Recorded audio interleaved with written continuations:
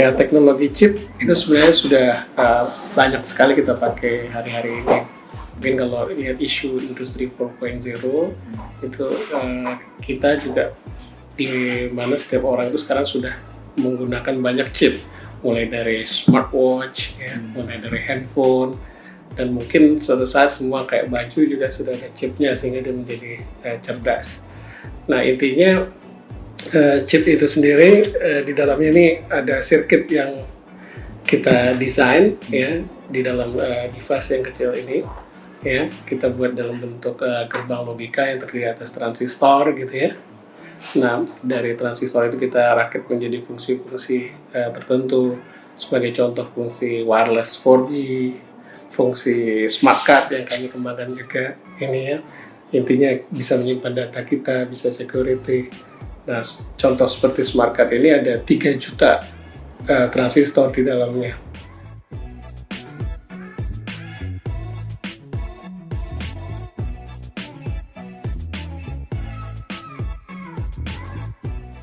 Iya, sebenarnya ketika membuat chip ini ada 2 teknologi yang kita pakai, itu ada teknologi desainnya dan ada teknologi prosesnya.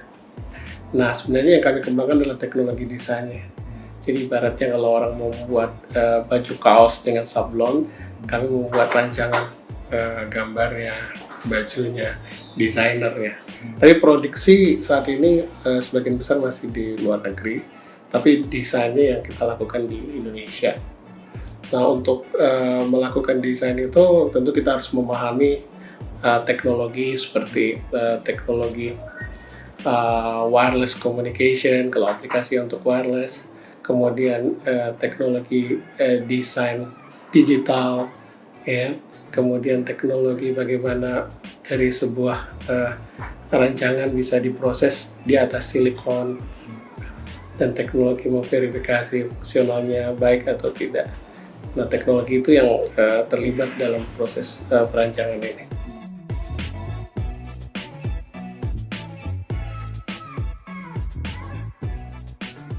Karena kalau kita lihat, sebenarnya semua negara maju saat ini, ya itu maju karena industri elektronik. Apakah itu Jepang, maju karena industri elektronik. Kemudian bergeser ke Korea, maju elektronik. Terakhir Cina sekarang maju ke elektronik. Dan juga US dalam waktu yang lama, majunya juga karena elektronik. Nah, saya berkeyakinan bahwa apabila kita mengembangkan industri elektronika ini, ya, Indonesia bisa menjadi negara maju. Ya.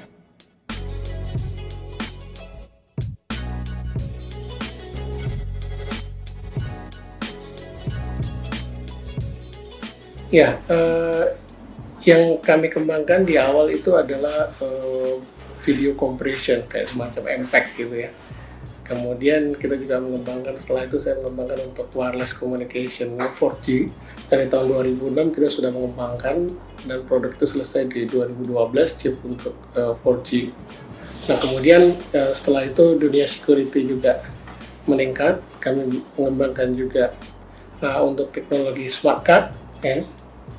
Dan setelah smart card berkembang, kami mengembangkan yang saat ini sedang kami kembangkan itu adalah ada 2, yaitu untuk produk-produk IoT dan juga untuk artificial intelligence.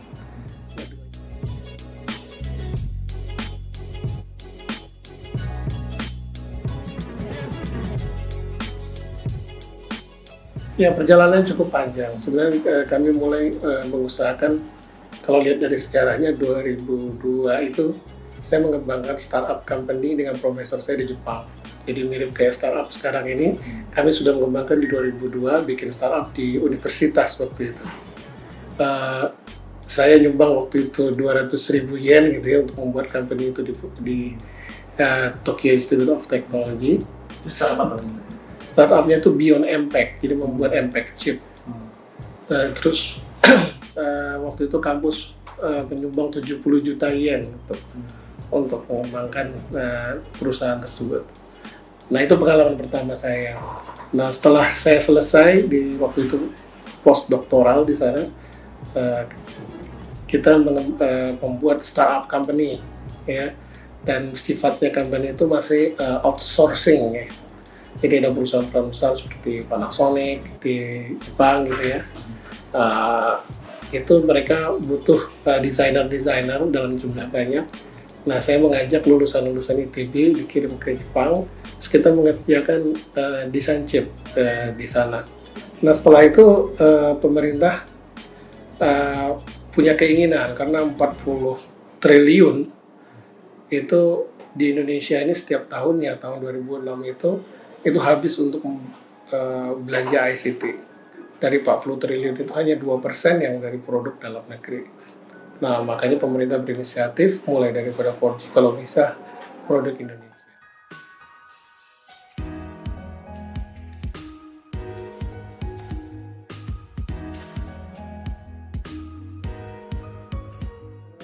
Tantangannya cukup besar ya, karena kita head to head dengan perusahaan-perusahaan besar. Karena yang mengembangkan chip ini tidak banyak di dunia, even bukan hanya di Indonesia tapi di dunia pun tidak begitu banyak.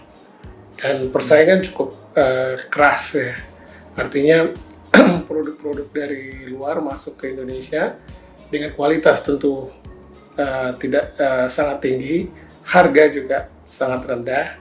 Sementara kita pemain baru, kualitas mungkin ya kita memenuhi standar gitu ya.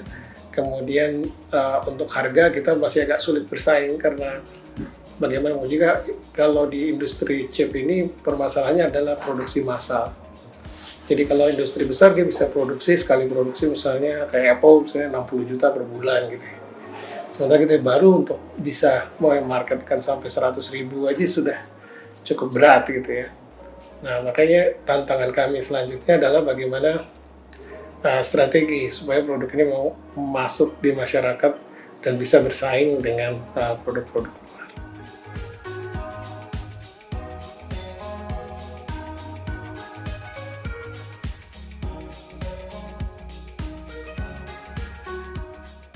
Ya, market kita masih terbatas terus terang, ya artinya masih kita membuat create market sendiri. Sebagai contoh di Smart Card, kita sudah berhasil menerapkan di 7 universitas gitu ya, seperti di UI, di ITB sendiri, kemudian di Unhas dan universitas-universitas swasta.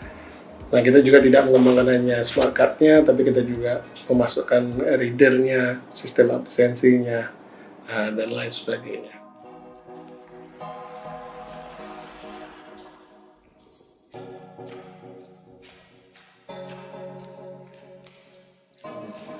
Iya, terjadi perubahan ya. Kalau kita lihat 10 tahun yang lalu, industri itu untuk kompetisi, dia harus memisahkan antara value chains-nya. Ada yang desainnya, ada yang produksi, ada yang marketing, dan integrasi seperti itu. Tapi karena persaingan sangat ketat, contoh Samsung dengan Apple gitu ya. Nah, di situ terjadi apa yang disebut dengan vertical integration. Gitu. Jadi untuk bisa berkompetisi itu, ya misalnya Apple, dia tidak hanya membuat software operating systemnya, tapi dia juga sampai membuat chipnya. Bahkan Google pun sekarang sudah membuat divisi membuat chip, meskipun dia sebenarnya perusahaan internet gitu ya. Jadi vertical integration ini sekarang terjadi.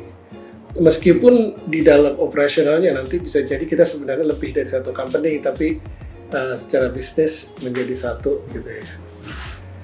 Nah, itu kondisi yang saya sih. Makanya juga di 3 tahun terakhir banyak terjadi akuisisi industri yang ada sehingga mereka menjadi satu yang lebih kuat gitu ya.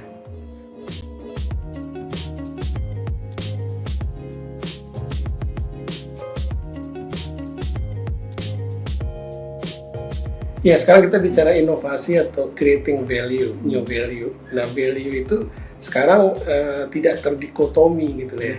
Kalau dulu mungkin terdikotomi, oh ini adalah produk kesehatan, oh ini ada produk elektronik, oh ini adalah produk misalnya transportasi.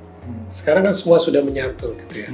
Transportasi butuh elektronik, health butuh elektronik, di multi disiplin. Sehingga dengan adanya integrasi dalam value chain industri itu, kita lebih bisa menjadi platform untuk transdisiplin, boleh dibilang. Jadi produk kita bisa memberikan value yang lebih kepada customer ya, dengan inovasi-inovasi tanpa batas istilah sekarang ya.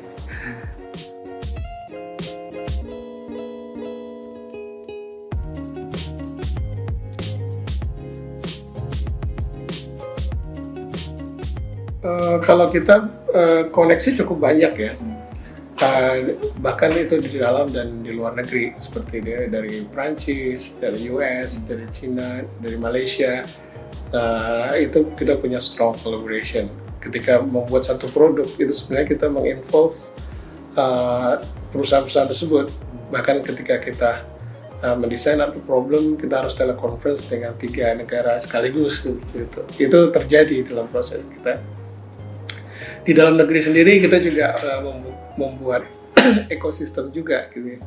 Jadi artinya seperti ada startup kita juga namanya PT Fusi Teknologi, itu sebenarnya ya co-foundernya juga dari kita. Intinya itu kita coba diarahkan kepada produk yang lebih ke aplikatif misalnya, ya. Ataupun kita bekerjasama dengan ya industri-industri di lokal yang mereka punya produk tapi butuh kerjasama dengan kita untuk menambah value daripada mereka.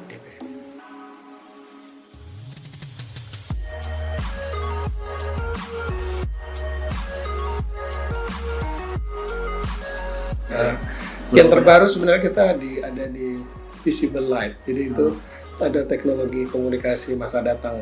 Ya. Jadi itu bisa kalau sekarang mungkin baru di 1 Gbps kecepatannya, itu bisa mencapai multi Gbps, jadi 10-15 Gbps.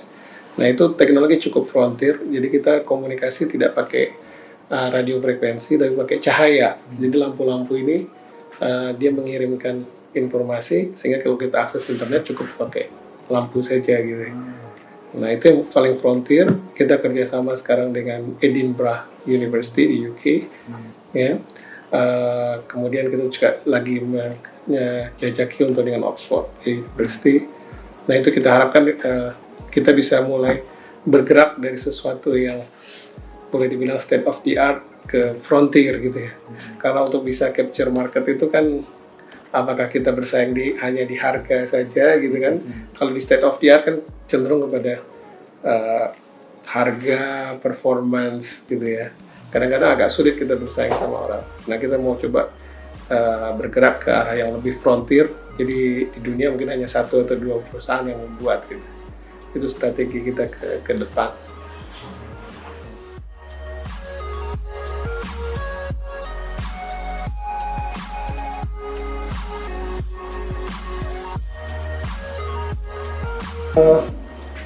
Ya sebenarnya untuk menjual produk tentu kita perlu menunjukkan suatu sistem yang sudah proven lah gitu ya. Jadi artinya untuk investor supaya tertarik, pertama mereka perlu proof of concept. Terus yang kedua mereka melihat prospeknya. Melihat prospek ini justru kalau zaman sekarang prospek itu tidak hanya dari penjualan sebenarnya, ada juga prospek ke depan dalam bentuk valuation atau bisnis baru yang mungkin bisa dikembangkan dari situ, seperti Gojek, Grab gitu ya. Tidak hanya menjual mengantarkan orang dengan transportasi, tapi ada potensi untuk finance ya, industri finance di situ, industri kuliner dan lain sebagainya. Kemudian yang kedua, yang penting juga bagi kita sebagai inovator, kita harus paham bahwa ketika kita sudah punya satu produk, apa itu prototype ataupun proof of concept, itu masih perlu effort yang besar sekali untuk bisa ke produksi. Jadi jadikanlah sebenarnya investor itu sebagai partner kita. Kita jangan menuntut terlalu banyak dulu, tapi yang inti dari kita adalah bagaimana produk itu ada sukses di pasar. Karena kalau dia udah sukses, berarti akan balik lagi ke kita. Sebenarnya kita.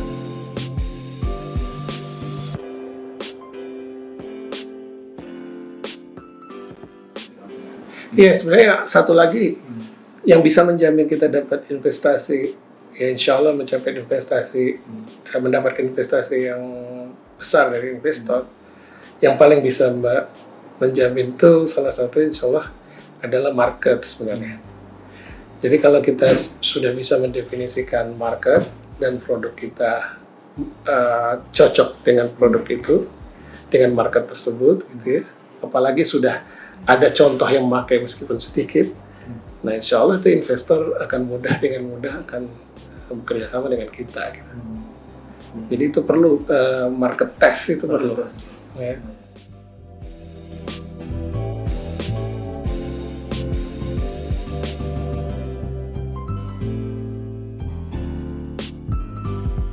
Ya, saya rasa tantangannya ITB kalau untuk membuat produk, saya rasa sudah memiliki kapasitas itu. Tetapi untuk mengantarkan produk itu ke masyarakat, bukan hanya mengantarkan sebenarnya, karena produk itu kan ada life cycle-nya, artinya pertama masuk, mungkin orang banyak kekurangan, adanya feedback, ada versi 2, versi 3, versi 4. Nah, kita cycle itu tuh belum bergerak gitu ya. Ya, putaran versi 1, versi 2, versi 3-nya itu. Okay.